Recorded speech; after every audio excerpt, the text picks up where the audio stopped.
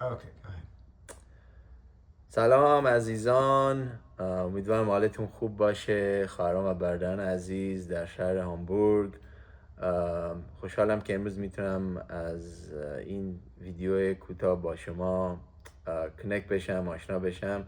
تقریبا 3 سال پیش با مایک من آشنا شدم و خیلی تعریف میکرد از شما و خدمت و رابطه‌ای که با شما عزیزان داره و به من گفت که اگر بتونی یه سلام علیکی، یه حال احوال پرسی و با این عزیزان داشته باشی. اسم من رایمون قرابگیه. من مقیم امریکا هستم و مثل همه شما که اکثرا در آلمان هستید، منم تقریبا 20 سال پیش مهاجرت کردم به کشور آمریکا و در استیت میزوری هستم و مثل شما زندگی جدیدی شروع کردیم تقریبا 20 سال پیش در یک کشور دیگه، در یک شهر دیگه، و خدمت میکنیم خداوند رو در این منطقه بین فارزبانان عزیز و خوشحالیم که شما عزیزان در شهر هامبورگ خدمت میکنید، خداوند رو پرستش میکنید و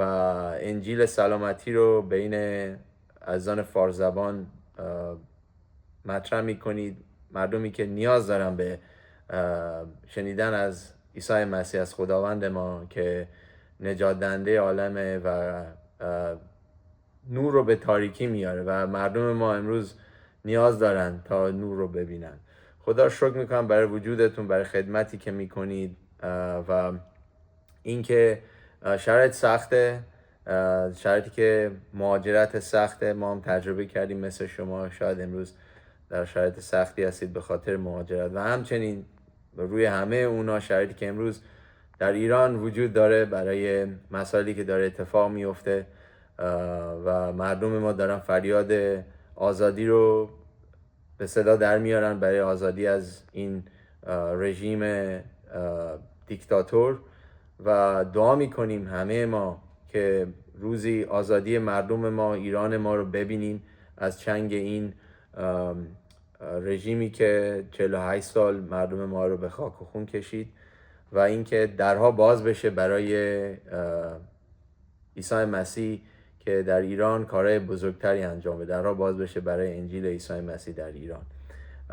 امروز من خدا شکر میکنم برای وجودتون، برای خدمتی که انجام میدید و میخوام که بگم عزیزان، جایی که خداوند شما رو خونده شاید شرایط سختی باشه، شرایط دشواری باشه، کمبودها باشه، ولی این اطمینان رو داشته باشید که کسی که امروز شما رو خوانده شاه شاهان، رب الارباب، خدای زنده است. کسی است که طوفان‌ها زیر دست او آرامی گرفتن. کسی است که قبر او رو نتونست در خودش نگه داره، قدرت مرگ نتونست اون رو نگه داره و امروز شرایط ما نیز بزرگتر از اون نیست. من خودم تجربه شخصیم این بوده که در آمریکا در خدمت وارد شرایط خیلی سختی شدم، در صورتی که حتی میخواستم خدمت رو کنار بذارم، اما در اون شرایط سخت، در روزایی که طوفانی بود، همونجوری که شاگردان مسیح در انجیل متی باب 8 آیه 23 و 27 وارد قایق میشن، دنبال عیسی مسیح میرن و با طوفان روبرو میشن، منم با طوفان روبرو شدم و مطمئنم که خیلی از شما امروز دارید با طوفان ها روبرو شدید و با طوفان ها دارید دست و پنجه نرم میکنید و در این طوفان ها یک کسی هست در قایق زندگی ما به نام عیسی مسیح، خدای زنده، و اون میتونه اون طوفان ها رو آروم بکنه. قدم ایمان برداشتید، قدم خدمت برداشتید، خداوند شما رو خونده، اما سختی ها میاد، مشکلات میاد، کمبودها میاد و این رو من تجربه کردم و مطمئنم شما هم تجربه کردید و تجربه میکنید و خواهید کرد.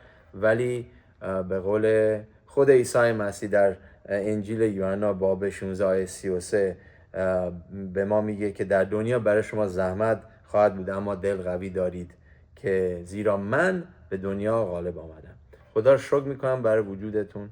در استواری بایستید، در ایمان، اطاعت، اطمینان عیسی مسیح بایستید و امیدوارم که روزی بتونیم رو در رو با هم دیگه ملاقات بکنیم و خوشحالم برای این رابطه‌ای که برقرار شده میتونم با شما عزیزان صحبت کنم. افتخار برای من و دعا میکنم که خداوند عیسی مسیح هر روزه وسعت زندگی شما رو گسترده و گسترده تر بکنه، خدمتتون رو، وسعت خدمتتون رو گسترده و گسترده تر بکنه، درهایی رو برای شما باز بکنه که هیچ کسی نمیتونه باز کنه و حتی شما هم تصور نکردید. دعا میکنم نیازهای زندگی در کشور غریب، در مهاجرت، به نام مسیح برطرف بشه.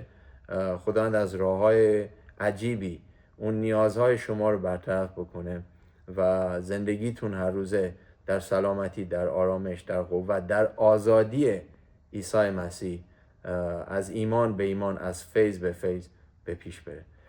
شکر میکنم برای وجودتون. خدا برکتتون بده. تا دیدار و فرصت دیگر شما رو به خداوند ما عیسی مسیح میسپارم. خداحافظ شما.